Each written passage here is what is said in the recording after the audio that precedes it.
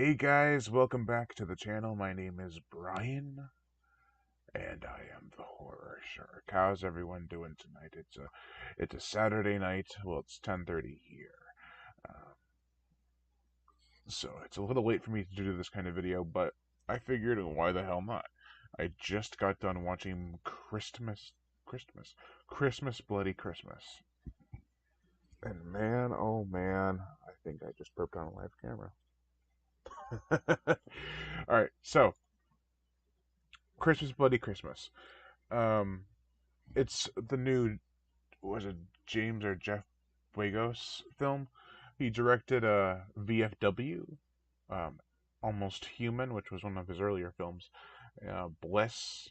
I haven't seen any of them. I do have Almost Human and VFW. I'm planning to get Bliss because after seeing this film, Christmas Bloody Christmas, I'm impressed. Oh man! So this film is basically insane, and for lack of better words. But before I get into it, make sure to check out Movie Palette. Movie Palette is basically a piece of art that each line has been sewn into this canvas, and each line signifies a different scene in a film or a scene. Let me rephrase that. It signifies every scene in the movie. So every color is the scene after another. So like if it starts off with like a white scene and it goes darker, it turns like into a darker color. It's very interesting. It makes for a nice discussion piece. And also, before I continue on, make sure to check out my Patreon, my Twitter, Facebook, TikTok. They're all there in the bottom, in the underneath this video, as well as in here. So, also, why did I mention Movie Palette? Well, if you go to moviepalette.com and use the code SHARP15, you can get 15% off. I think I forgot to say that in a few couple of... I am tongue-tied today. Please forgive me. Um, I think I forgot to say that in a couple of videos that you can get 15% off with those movie palettes. I wasn't just trying to show it off, be like, hey, I got movie palette, none for you, not for you. um, so yeah, let's get into Christmas Bloody Christmas and see how much I can botch this review. Um, so um, it's Robo Santa, basically. Uh, so one of the things I like about this movie is that it doesn't really give you a concrete answer as to why uh, this toy or this robotic line of Santa Claus has one that's just malfunctioning and going on a killing spree. The only thing they really push is that, it's being recalled because it's reverting back to its original uh, way of doing things, I guess, like how it was originally programmed for the military. So I guess it was like a seek and destroy type of machine, and in that it is very good at killing people. So it reverted back, and now it's going on a massive killing spree. And wow, what a killing spree it is! I think there's about 12 deaths because I watched the movie, then I watched a random body count video of it, and I'm like, oh, 12 deaths. That's quite a bit. So the effects are really good. They're all practical. A little bit of it's a little cheap in some spots, but it kind of adds to the charm. Um, Also, the film is very, very colorful. Like, it's got all those strong blues and greens and reds, all those type of Christmas colors, bright yellow and orange, and it's a very beautiful film. It's also perpetually snowing, so it's always got this nice fluffy snow coming down onto the ground, which it is a little overdone. It's like the snow, not like the fact that it's snowing hard, but it's snowing in big flakes like all the time.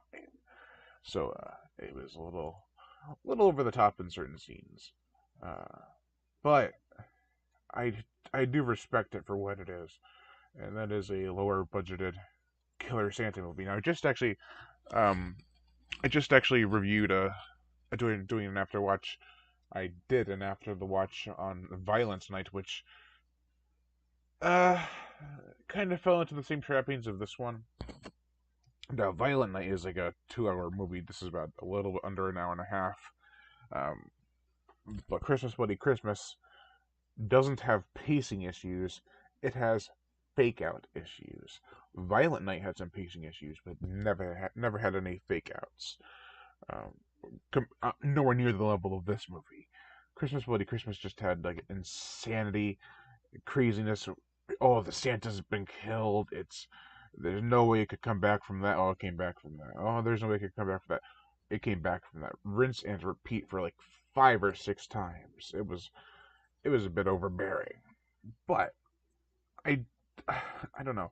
I think the film really does work on a lot of levels, though. Like I said, the effects are a lot of fun, not necessarily realistic, but fun. And you don't want to have a realistic sense of carnage in these movies because this is a movie about a killer robotic Santa. You want it to go over the top, and over the top, it does.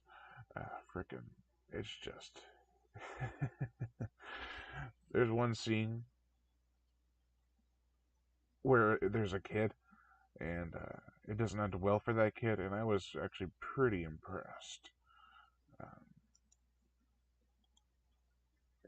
it goes there. It goes in certain directions that you would think would be taboo for this kind of film, but it's like, nah, now we got this. We'll do that. We'll do that as well. And we'll also cross the line here. So it definitely tries to push all that it can. And I think that it succeeds in a lot of ways. The music is good, and I also really love the setting, this little town. I forget what the town is called, but it's got a nice charm to it. It's got like a little toy store down the road. Is a vinyl record shop where our main characters are working, and it reminds me of the Archive in Connecticut, which is like a Vinegar Syndrome headquarters, basically. Um, I've been there a few times. I met up with Ray and Joy from Ray Animator Reviews. Check out their channel, Ray Animator Reviews. Just search it on YouTube and you'll find it. But Christmas Bloody Christmas has a scene, or quite a few scenes at this record shop, where it has VHS tapes. It even has a freaking poster of Spookies, which is a Vinegar Syndrome release. So it's like, oh, they really went all out. It looks like an actual video store or a little niche market store where it has like VHS, vinyl, horror, action. It says Lemmy as God on the side, which I thought was really cool. Uh, Lemmy from Motorhead, for those who are uneducated. And it's a really nice looking set. The toy store also, it's got this film. I don't know if it was the TV I was watching it on, because I watched it on my computer first, most of it. Then I watched the rest of it on the TV, and the saturation in this film is like, wow, it is kind of overbearing.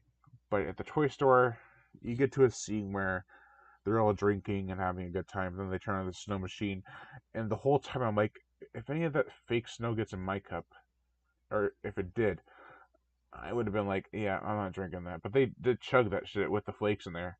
I'm just like, ew. But it gets a little overbearing with all the flakes coming down inside the shop. It looks like the snow outside of the building, so it's like you can tell that that's fake snow all around. Um, really, really well done sets though. But like I said, the snow is a little overbearing. The design of Santa Claus in this movie is pretty. It's pretty interesting. I mean, it doesn't really stand out until near the end. I mean, it looks like a typical Santa, a typical mall Santa, but a cheery one, not a degenerate one. And it's like, well, so now we got this cool looking Santa at the end with the robot enhancements are, well, a deconstruction, I guess, because the freaking thing's getting beaten up so much. But you definitely get a lot of Christmas in this horror movie. Like everything, mostly from the color. Like the Santa is all cheery, has a nice sweet face, but the rest of the film is very, very colorful. I keep on going on circles with this, or in circles. But the film has a sharp saturation to it, and it's kind of like I'm thinking of certain scenes where it has like an overbearing amount of warmth and saturation and temperature upward temperature, and it's crazy. but I do think the film overall is worth a watch.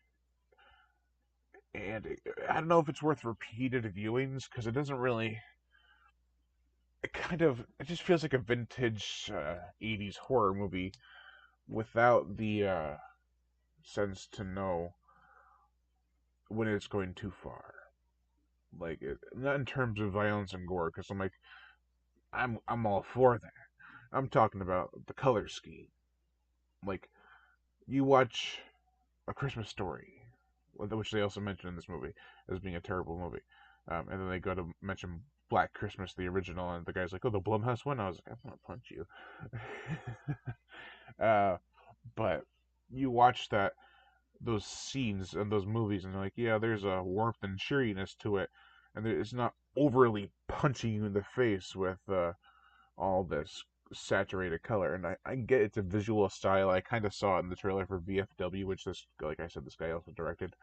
Um, so it's definitely a stylistic choice, and I think it works for the most part. I mean, it could have been it could have been a lot more drab and dreary, and it would have been a lot less fun.